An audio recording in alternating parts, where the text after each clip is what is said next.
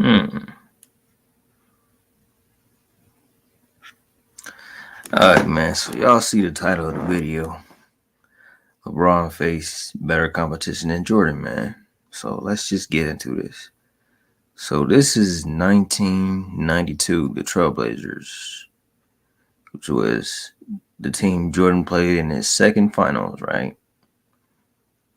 Now, back then they were known as a dumb team. Trailblazers add to their image as a dumb team. June 4th, 1992. During the NBA Finals. Okay, let's go to the next. Now, this is Magic Johnson. Magic Johnson made a similar assessment of the Blazers a year ago after the Lakers had upset Portland in 6 games in the Western Conference Finals. The Blazers had breezed through the regular season with 63 wins, but wilted under the pressure of the Conference Championship Series. Questioning the Blazers' collective basketball IQ has become a favorite pastime of NBA rivals, said one Western Conference executive. They're a lot better than all of us. There's no way we should be able to compete with them. Talent doesn't beat them. Their brains beat them. Now, this is a quote from Magic Johnson, who played the Blazers. Right? So this is coming from players. So the point is, it's not just newspaper clippings. It's coming from players as well. Players that actually face off against that team. Jordan himself. Look at that team. They match up against us as well as any team in the league. But to win, you have to play together as a team and you have to play smart.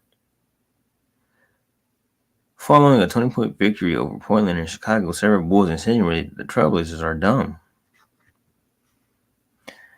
The Phoenix Suns, soft defense, 9th-ranked defense in the league. We can win on offense alone. Barkley's talking about, why he's not playing defense. He needs another $1 million for defense. Jerome Kersey from the Portland Trailblazers. The Suns aren't really a good defensive team. Michael Jordan himself said Charles Barkley will never win a ring because he isn't dedicated to winning, and Pippen shared the same sentiment. I probably should have listened to Michael a year ago when he said that Charles will never win a championship because it doesn't show any dedication. Pippen said after leaving the Rockets in 1999. Now this is where I really want to, hold on.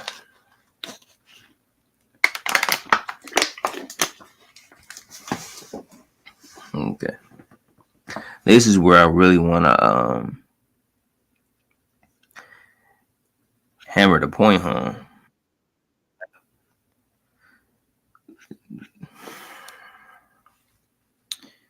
Hold on 1 second.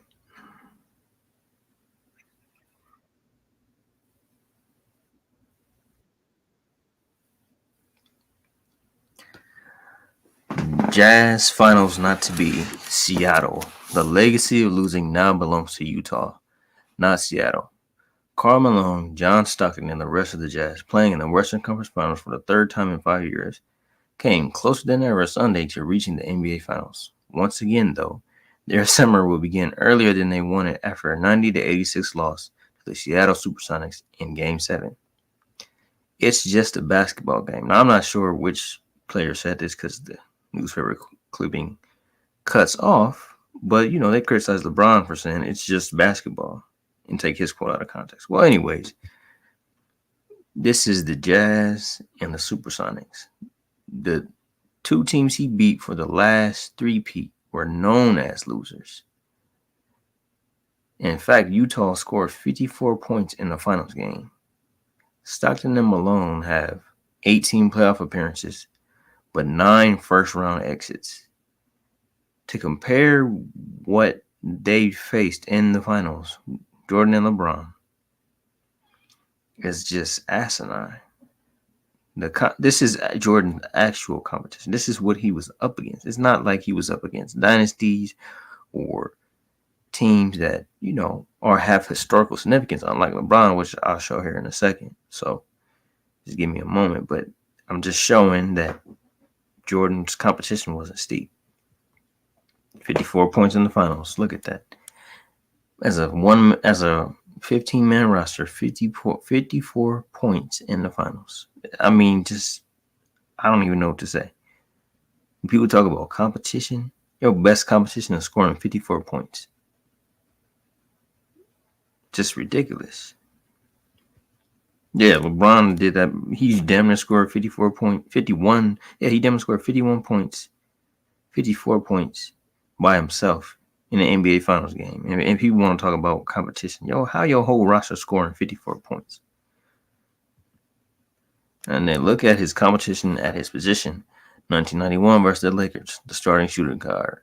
Byron Scott, 4.5 points a game. 1992 versus the Trailblazers, shooting guard. Clyde Drexler, 24.8 points a game, which Drexler is the only shooting guard, the guy at his position that was actually, real competition.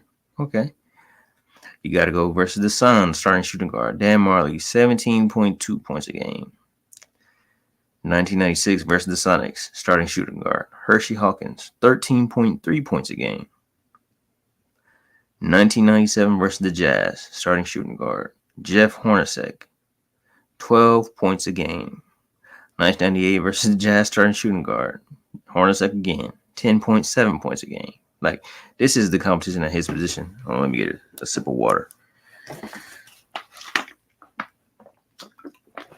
This is the competition at his position, and it's just like, dude is really comparing this to what LeBron faced. So when you talk about 6 finals losses, it's not like LeBron, outside of 2011.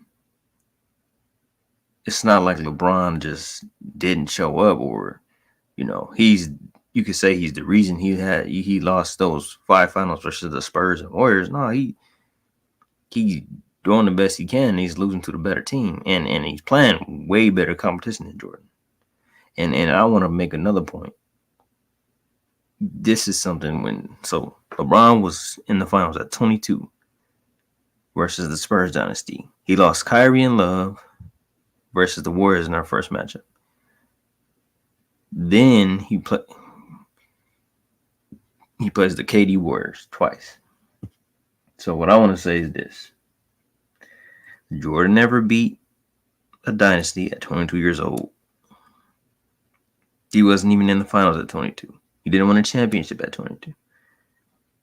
Jordan never beat a team in the NBA Finals or any playoff series without his 2 best teammates, Pippen and Grant, or Pippen and Rodman. Never got injured in a final series, and Jordan was expected to win. Jordan never played a team anywhere near as good as the KD Warriors or the Spurs. And he never played or beat a team with 4 Hall of Famers. So, when people talk about competition and all those things, and Jordan's the GOAT and 6-0, I mean, that's all fine and dandy, but he, compared to what LeBron had to face, he had it easy. And not only that, my point in bringing up those other points is just that he didn't do those things, and those were finals that LeBron had and what he was facing, but Jordan fans still call him the GOAT. LeBron's held to a higher standard because he's better than Jordan. Okay, let's move on. Head-to-head finals competition. Look at this, man. Just look at this. Byron Scott, 0 all-defensive teams, 0 defensive player of the year awards, 0 steals titles, blocks titles, MVP awards. Clyde. Now, Clyde Drexler, I'll give him all the credit in the world. He was the only one that Jordan faced that, was legit. Clyde was legit. You got to give him his credit. Clyde, they call him Clyde the Glide for a reason. So we ain't, whatever, he don't have those awards, but he was legit. He was on that level. You can't deny that. Now, Dan Marley, he made the all-defensive team 2 times. 1.3 steals per game, 0.4 blocks per game, 11.4 points per game for his career. Hershey Hawkins, 0 of everything, 1.7 steal per game, 0.4 blocks per game, 14 points per game. Career. Byron Russell, no awards, 7.9 points per game for his career. I mean, this is his competition, best competition. Now look at the finals opponents and their net efficiency. Every team LeBron faced had a better net efficiency than Jordan faced. Let me get a drink of water. All right.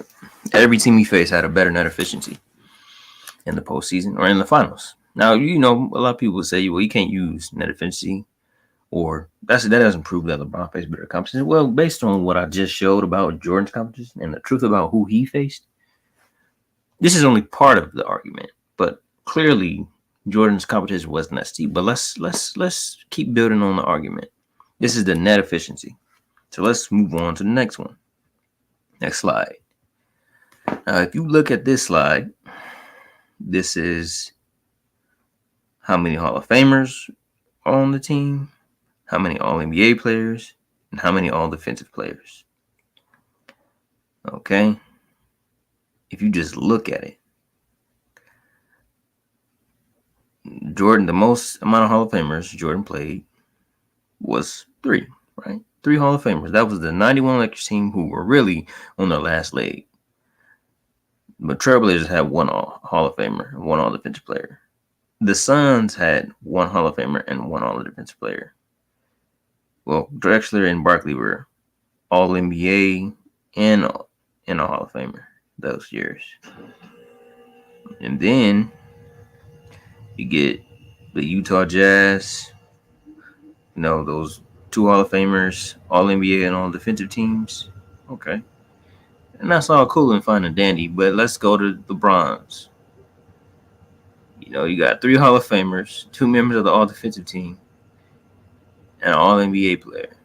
That's his first finals matchup at 22 years old. He didn't have nothing on his team, no All-NBA, no All-Defensive player, no help, right? Then you go to 2011, which admittedly LeBron should have played better. They should have won. But whatever. It's part of his career. It's part of his journey. It's part of his story. Okay, you got 2 Hall of Famers, 1 All-Defensive player, 1 All-NBA player. The Thunder, 3 Hall of Famers, 1 All-Defensive player, 2 All-NBA players. Now, this is already more than anything that Jordan's faced in his career. You got the Spurs. You got 4 Hall of Famers, which Ron actually beat the 2013 Spurs. You got 4 Hall of Famers, 1 All-Defensive player, and 2 All-NBA players. You got the 2014 Spurs. It's the same thing. 4 Hall of Famers, 1 All-NBA player, 1 All-Defensive player. The 2015 Warriors, where LeBron actually loses his 2 best players, Kyrie and Love, right? 3 Hall of Famers, 2 All-NBA players, 2 All-Defensive players. You got 2016, 3 Hall of Famers, 3 All-NBA players, 1 All-Defensive player. You got 2017, 4 Hall of Famers, which, you know, the 2017 Warriors. 4 Hall of Famers, 3 All-NBA players, 1 All-Defensive player. And he was actually a Defensive Player of the Year, too. You got 2018, 4 Hall of Famers, 2 All-NBA players, 1 All-Defensive player. You got 2021, which is, you know, they would say the worst team LeBron faced, but I know they ain't scored 54 points in the finals. I'll tell you that much. 1 All-NBA player, 1 All-Defensive player. Oh, and they went to the finals twice. But the worst team LeBron's faced is better than the best team Jordan faced. But let's move on. Okay. This is just the teammates, you know. Scottie Pippen, out of the 6 finals that Scottie Pippen was in, he made All-NBA in 5 of them, the All-NBA team in 5 of them, All-Defensive team in all 6. Then in the 93 finals, so 5 out of the 6, he made both of those teams, Scottie Pippen. And then you got Horace Grant, who made All-Defensive team, with the All-Defensive team in the 93 finals.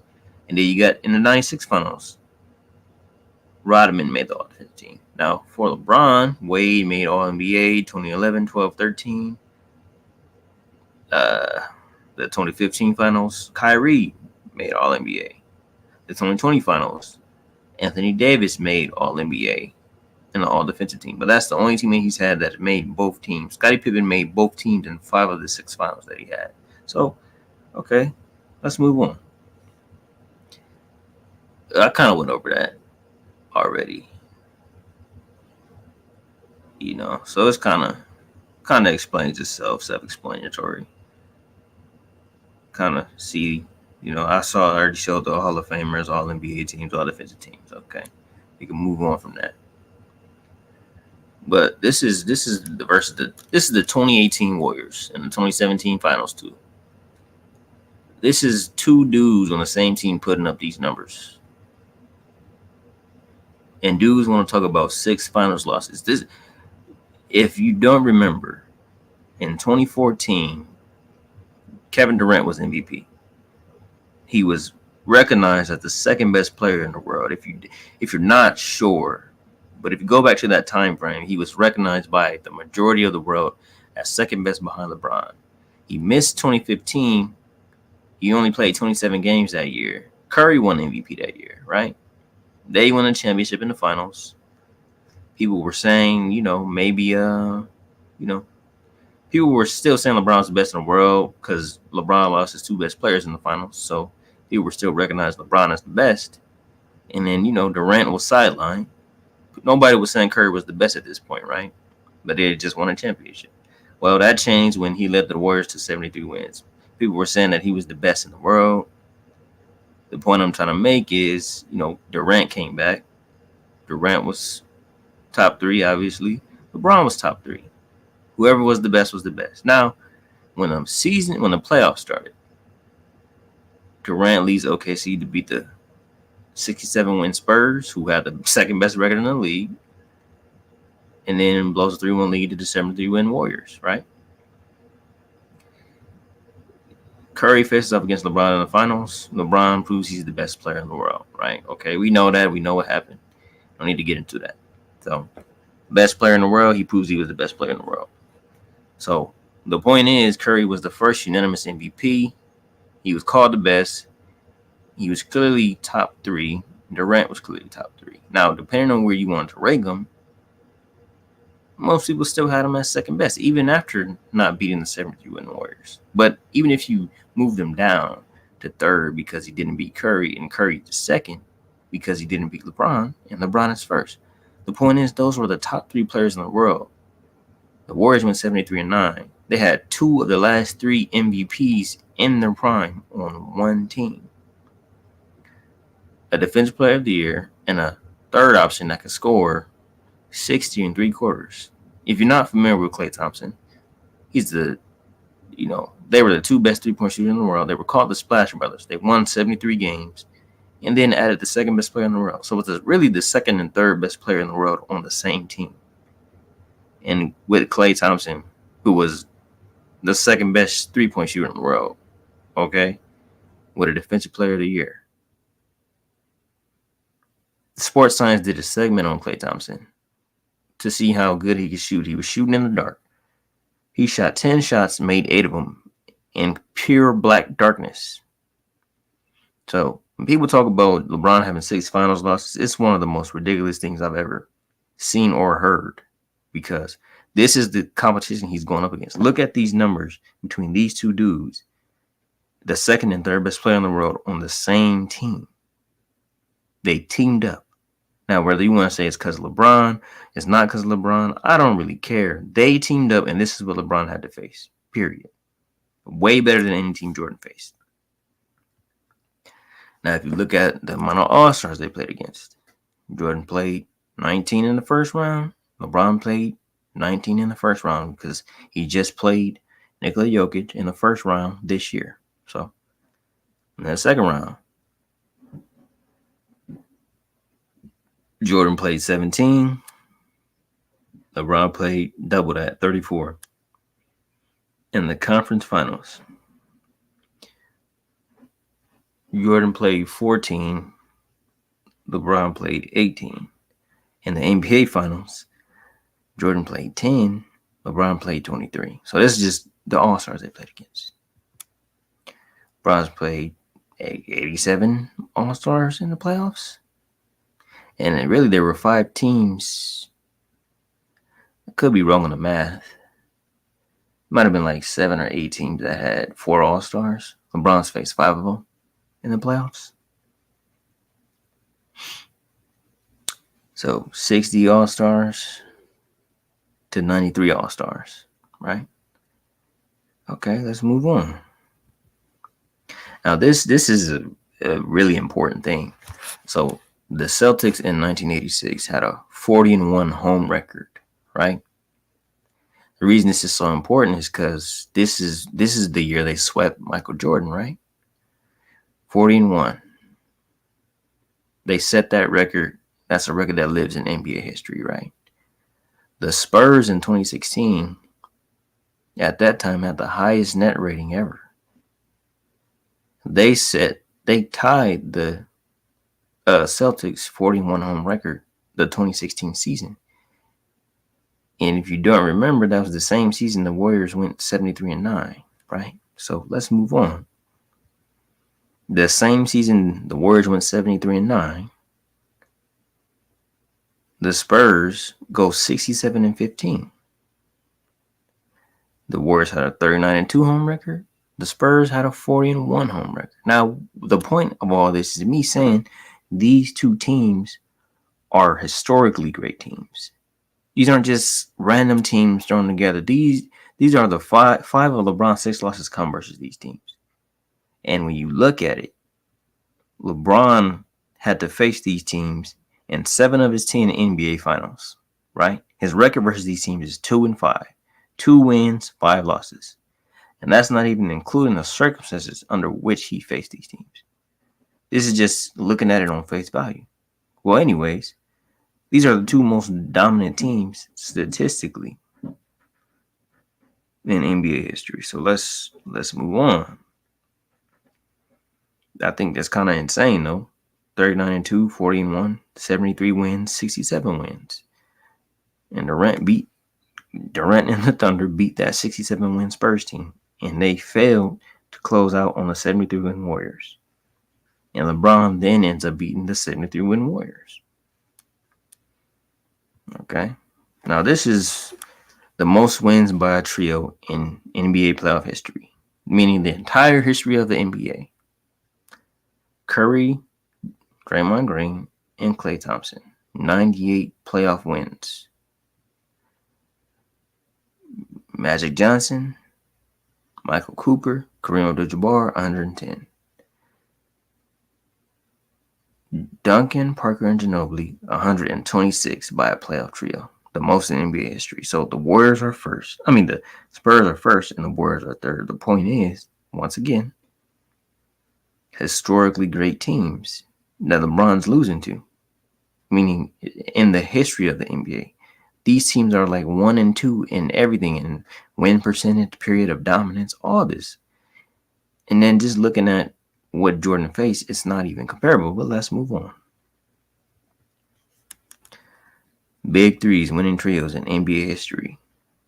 In NBA history, the Warriors have the best percentage. 76.4%. Klay, Draymond, and Curry got better win percentage than AC Green, Magic, and Byron Scott. AC Green, Magic, and James Worthy. Michael Cooper, Magic, and Byron Scott. And Sam Jones, I don't know how you say that, Tom Heinzen, and Bill Russell. Think about how insane that is. This is NBA history. They're at the top of the list. So let's move on, right? Because saying on face value that LeBron faced better competition than Jordan, well, most people aren't going to believe that if it's just on face value. But I'm actually showing what it is, right? Okay, moving on. The winningest trio in NBA history, 541 wins. San Antonio Spurs got that record, right? Okay. Just a little more. The most finals wins by an all-NBA trio in the last 50 seasons. The NBA is, I think, 72 years, maybe 73 years old. This is the last 50 seasons. And Bird, McHale, and Paris have 16. Curry, Thompson, and Green actually broke the record, so they have 20, but at the time they had 18. The Spurs, Duncan, Parker, and Ginobili, have 19. So the point is the Warriors and the Spurs are first and second in winning percentages and wins in finals history and playoff history. This is in NBA history. So LeBron beat both of these teams. He's the only player to beat both of these teams. But the point is, these two teams are the most winning teams of all time. And it's not just because they beat LeBron in the finals. They had to get to the finals to beat him in the first place. So they're beating multiple teams to get there in the first place. And this is their win percentage. Okay. So, yeah, they were tied in the 2022 finals. And they broke that tie game 6. So they have 20 right now. So it was 19 and it was 20. But it's ridiculous. Okay. Just look at it. Those are the two top teams of all time. And those are the teams that he's playing. See? 20 wins. They broke that record. Okay. Most winning finals trio in the last 50 seasons. Period of dominance. Highest win percentage over a 4-season span, right? 2014, 2015 to 2017 to 2018. 2013 to 2014 to 2016 to 2017. Golden State Warriors. Well, the team at the top of that list. This is just pure dominance. So when guys talk about 6 NBA Finals losses, it's disingenuous, because what it does is it's like the equivalent of saying, first of all, basketball isn't a team sport, right? There's only one finals LeBron had the better team and lost, and that was in 2013. I don't know, 2011. I'm tripping. 2011, but notice he didn't face the Spurs or the Warriors in those years, and arguably he didn't have a better roster in fullness. Like, as far as how that roster was, it was a very top heavy team, meaning it was 3 great players and the rest of the roster wasn't even all that great. And I'm gonna save that for another time, but the point is, the other 5 losses that LeBron has come versus the 2 most dominant teams in NBA history, right? Record-breaking teams. I think the 2013 Spurs have 5 playoff/finals records. I'm not going to name them now, but the point I'm trying to make is they're just, the teams he faced are far better than what Jordan faced, no matter how you slice it, right? And so, like I said, when guys talk about 6 finals losses, okay, like I said, it's not like and this is what Jordan's fans do, because they're kind of slick. They'll talk about when Jordan was, I'm going to save that for later. Let me just say this. In 5 of the 6 finals losses, okay, Spurs or the Warriors, again, LeBron was 22 versus the Spurs when he lost, okay, in the finals. His second best option, Larry Hughes, was hobbled too. But either way, he's in the finals versus an already established dynasty at 22 years old, right? Okay. So then you get, at 22 years old. So you go from, he's this at 22 years old, this is what he's going up against. They already beat the Pistons. They already beat the Shaq and Kobe Lakers, right? They got championship experience. They got 3 championships prior to matching up with LeBron. Let me get some water.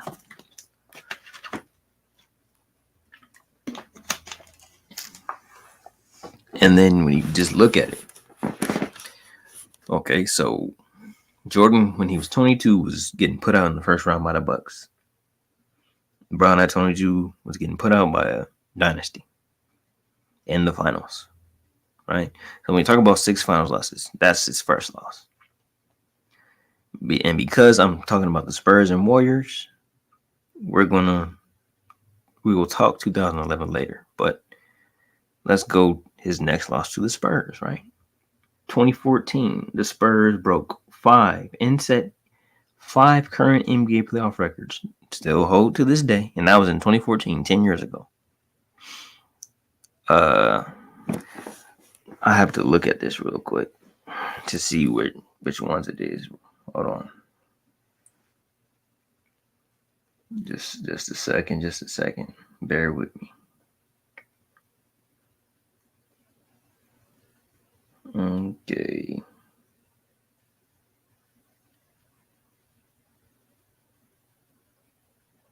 If I could find it.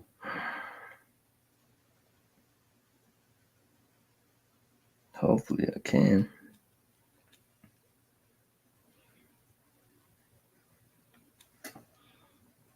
Okay. Gotta bear with me, chat.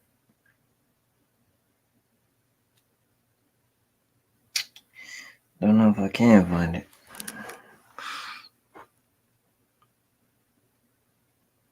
Hold on.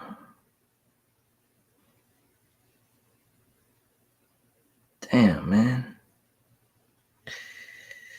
I'm trying to find this.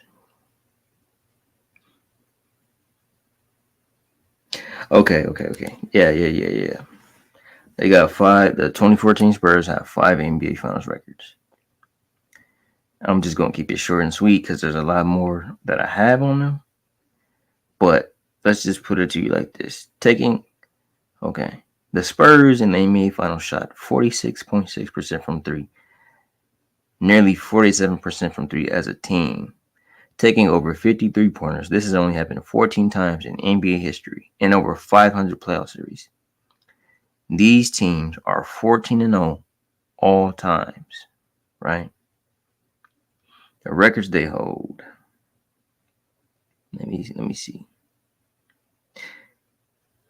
They hold the records for the largest point differential, most 15-point wins in a playoff run, offensive efficiency, which is number 3, passing, and shot efficiency in a single quarter, and shot percentage in the NBA Finals. So they set 5 records that still hold to this day. And people talk about the 2014 Spurs. They were historically hot, I guess. I don't know what you would call them, but they say their 2014 Spurs were old, but 5 players in their 9-man rotation was 30. And prior to the finals, the Spurs won games by 35, 28, 24, 23, 22, 17, 17, 15, 6, 5, and 5, and 4. This is before the finals. So 12 of the games they played, at least 5 of their victories were blowouts, and arguably 8 of the 12 were blowouts. 8 of the 12 games they played before the finals were won by double figures. Their margin of victory prior to the NBA Finals rivaled the 2017 Warriors. The 2017 Warriors' largest blowouts are 36-29, 26-25. The 2014 Spurs' largest blowouts are 35, 28, 24, and 23. I'm just showing that these two teams are the most dominant teams ever. And when you look at it, when you just look at it, LeBron had to face these teams, and he just, he lost because he lost to the better team. Him having 6 finals losses has almost nothing to do with any of that, right? So when you look at it, this is LeBron James in 2014. In the 2014 NBA Finals, he played 189 minutes, scored 141 points, had 39 rebounds, 20 assists, and shot 57% from the field. So it's not like he didn't show up or he choked or he just didn't show up. No, he played pretty well, right? He shot 57% from the field and 51% from 3. Now, Wade and Bosh combined, mind you, Wade was getting fluid drained from his knee and missed many regular season games. Wade and Bosh combined 353 minutes, 146 points, 45 rebounds, 18 assists. Shot a worse from the field, right? They played, how much is that? 353 minus 189. Okay. They played 164 more minutes and only scored 5 more points, grabbed 6 more rebounds, had 2 more assists, and shot like 9% worse from the field, right? So the point I'm trying to make is, he showed up, but the Spurs were historically high. And another thing, in game 3, the Heat played pretty well. They put up 50 points and shot 55% from the field in the first half. The problem was the Spurs put up 71 points in the half on 75.8 or 76% shooting. So these are historical teams doing historical things, and people just act like, oh, he got 6 finals losses because what he failed to do. Now, again, 2011, he played pretty bad, right? But that one finals does not define his career. And deeper than that, there's a reason he played bad. And, I'll get into that another stream. But the point is, between this, when you look at it, because Jordan fans, this is what they'll do. They'll talk about, every finals loss that LeBron has, right? But when you show them graphs like this,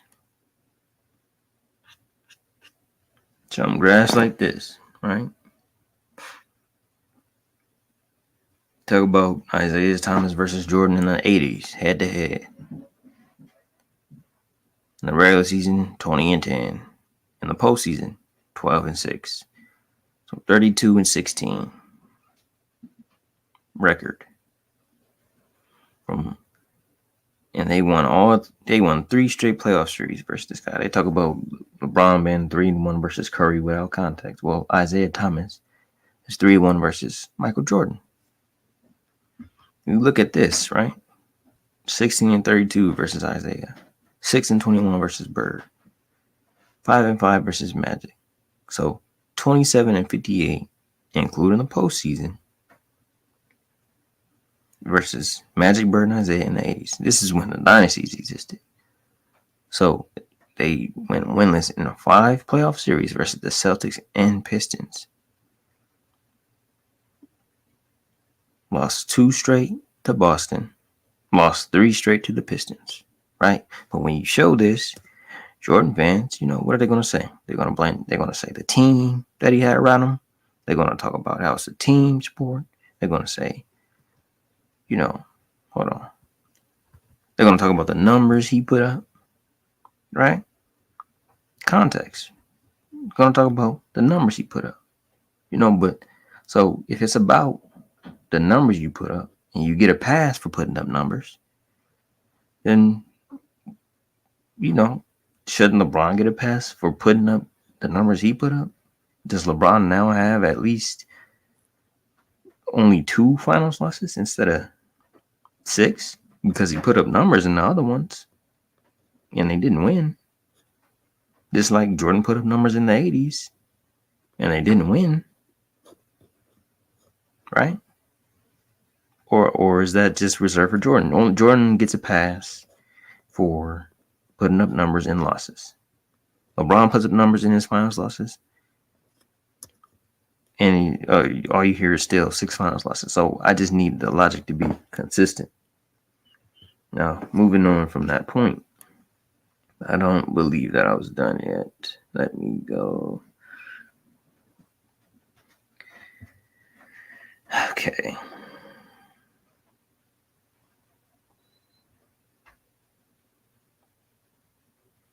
Yeah, I got a few more. So, and that's not even including the times that, LeBron took teams to the finals that shouldn't have been there. If you just look at it, they just shouldn't have been there. Like, look at that. It's crazy. People talk about, he only got there because he was in the weak East and whatever the case, which, okay. You want to argue that, you can argue that. But Look at this. Look at how did Cleveland win this? Of the top 10 scorers, 7 of them were on the Pacers. Right? LeBron was number 1. Kevin Love was number 6. J.R. Smith was number 10. But everybody else was on the Pacers. So how did Cleveland win that series? People talk about LeBron being taking 7 games by other people. Well, why has he been taking 7 games? Maybe because he was carrying a team. Now, that's not disrespect to the team he had around him. But there is such thing as carrying. It's happened before. Okay, let's move on. Same thing with the Celtics. There's no logical way you could look at this and not see LeBron's floor raising ability. Which, if you don't know what a floor raiser is, it means pretty much means making bad teams look way better than what they actually are. So when the Cavs went from the finals to 19 wins after he left, and the worst team in the league, nobody should, that's just what it is. That's his impact. And I don't want to downgrade those players that he played with. But it's clear. Look at this. It's pretty clear that he was carrying that team. He was carrying them. He's the only player that can make bad teams look good in this way. In a way where you have a fighting chance versus any team, no matter how bad your team is, because you got LeBron. He's shown that in 2017. He showed that in 2015 when he lost Kyrie and Kevin Love. He showed that in the 2018 playoffs. We can't say that about no other player. And then look at this. This is the best team ever. Clay, Draymond, Kevin Durant, Steph Curry, right? And this is what he went up against them with. So this is the best team ever. And this is the team LeBron went up with them against. And all people talk about is 6 finals losses. You do the math. You probably couldn't name any of these players on this team unless you're a fan of the NBA. Right? It's not even a real debate to be had as far as who played better competition. So not only did LeBron play better competition, he also took lesser teams to the NBA Finals and then was going up against the Spurs and the Warriors. Now, okay, I addressed 2014. I addressed 2007. Okay. Now we go to 2015. LeBron loses his 2 best players, Kyrie Irving and Kevin Love, right? He loses Kyrie Irving and Kevin Love. And these were his rosters. The specific years I mentioned, these were his rosters. Look at this. And he was going up against Golden State and the Spurs with these rosters. But people talk about, oh, he lost 6 NBA Finals. So what? It's a team sport. He lost 6 NBA Finals. Okay. So what? That don't have nothing to do with him. It ain't like he choked away 6 NBA Finals. He didn't show up 6 NBA Finals. They lost all 6 because he didn't show up. And like I said, there's only one time that they should have won and they didn't. And that's 2011. But even when you look at 2011, the Mavericks had a better overall team than Miami. Miami was Wade, Bosh, and LeBron. And that was it. But we can talk about that later. But as far as the Spurs and Warriors go, and those 5 other losses, this is why he's losing. So 2015 loses his 2 best players, averages 35, 13, and 8, leads both teams in points, rebounds, and assists. Still loses the series. All right. 2017 and 18, KD Warriors, greatest team of all time. We already know what this is, right? Okay. So these are all facts. All facts. So LeBron not only went up against better teams, like I said, but he was also able to take lesser talented teams further than Jordan ever could or any other player ever could. And that's more than likely the reason he has 6 losses, because he can make bad teams look good better than any player. And then when he gets to the NBA Finals and faces off against those two dynasties, he loses. So if you break it down, okay, I just went through the historical records between the Warriors and Spurs. How they're the two most dominant winning teams and winning percentage wise ever. That means over Jordan's Bulls. That means over the Bill Russell Celtics. They got the best percentages, right? So when you look at that, then you look at the fact that he was 22 years old in the finals versus a 3-time dynasty. You look at the fact that he lost his 2 best teammates in the finals. You look at the fact that the Spurs in 2014 shot 47% from 3 and broke the 91 Bulls record for field goal percentage, right? And have 5 NBA playoff records, right? And have 4 Hall of Famers. So you look at that, you look at the fact that LeBron showed up in that finals too. Then you look at 2017 versus the KD Warriors, the greatest team ever. LeBron did show up. We're not gonna act like he didn't show up. Then you look at 2018, same thing, KD Warriors, but with a far worse team because Kyrie left. So the point is, Jordan did not beat a dynasty at 22 years old. He didn't win a championship at 22 years old. He wasn't in the finals at 22 years old. He didn't lose Pippen and Grant or Pippen and Rodman in the NBA Final Series and still win.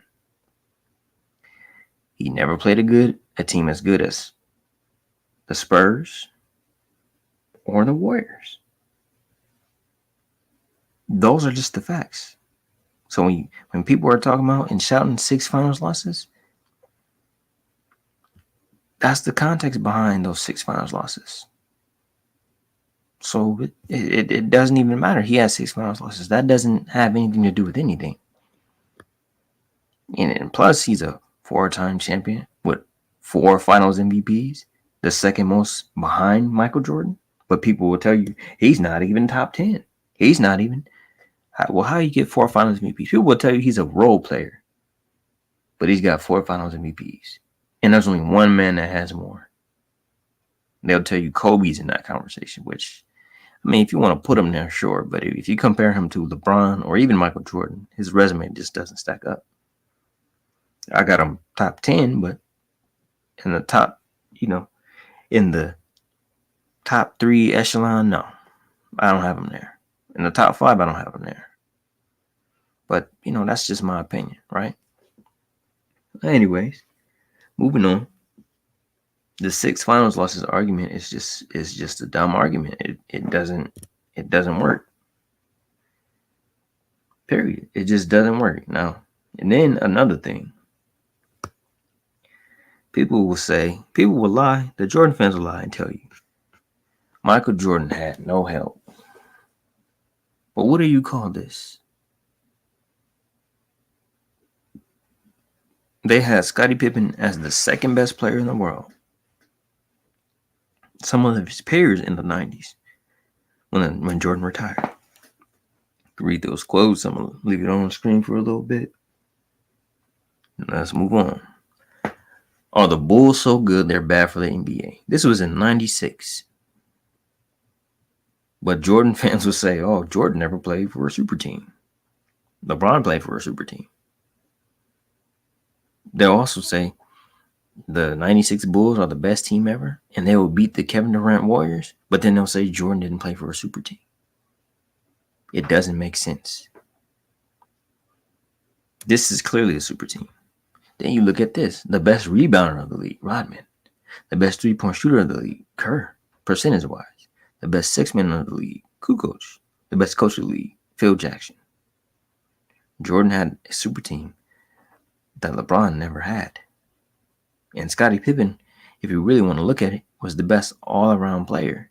And arguably, Jordan had the 2 best defenders of the 90s on his team.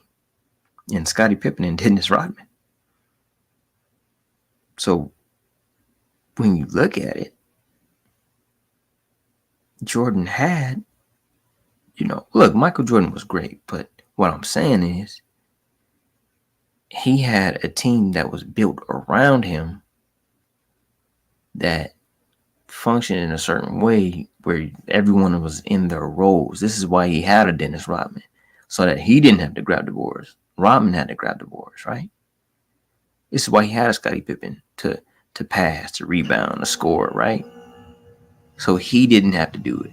But when you look at LeBron, and his numbers show this too, he's the only player that could do the things that he does and have all those different, statistical categories and records that he has.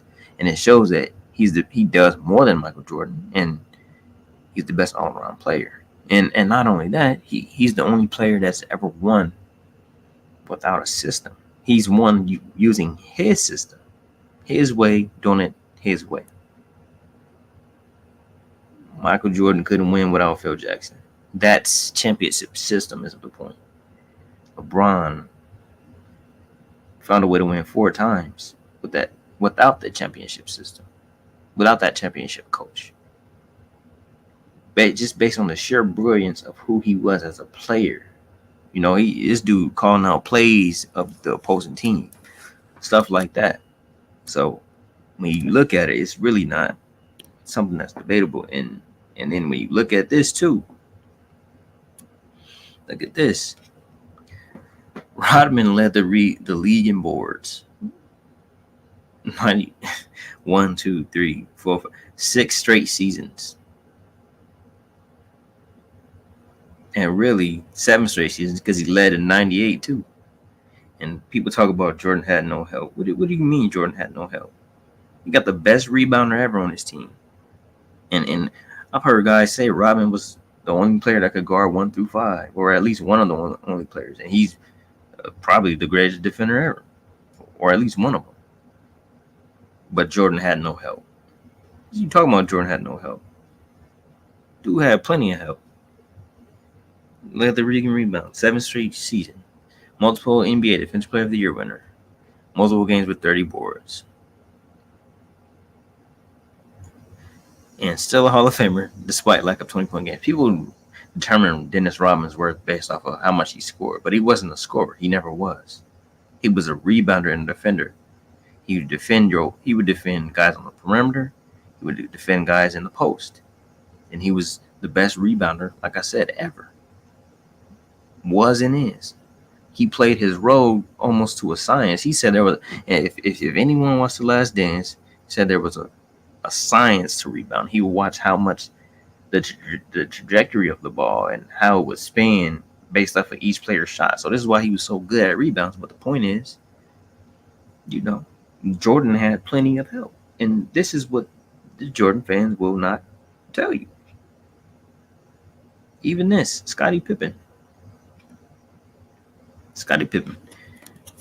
In every finals but one, he outscored every second option of the opposing team.